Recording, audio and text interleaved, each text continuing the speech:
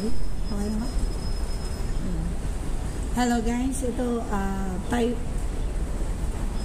Taiwanese tradition.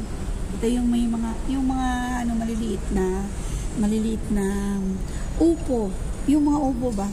Ginagawa nilang art. Tapos nilagyan nila ng ginawang bracelet, ginawang upo. Tapos ito naman, ganun din, medyo malalaki. Yun ang style na. Diba?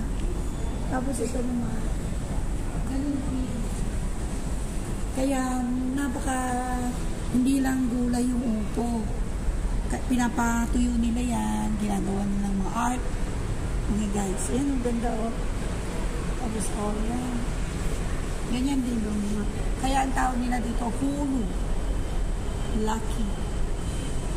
Good fortune to everybody. Everyone. Yan ang ginawa nilang ganyan. Tapos ito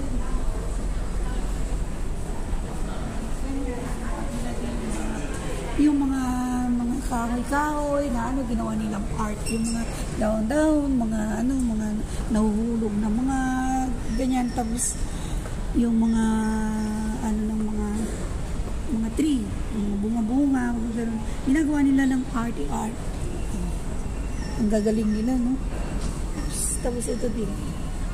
Ganon din. So, yan yung pinang. Guys, alam mo yung nganga. Ginawa nila ng may nganga, may yan, Napakagaling talaga nila. Yan. Tapos ito na yung penguin, mga ganon. Galing nila. Tapos ito, ginawa ng swan, ang galing. Hi guys, yun lang. Bye-bye.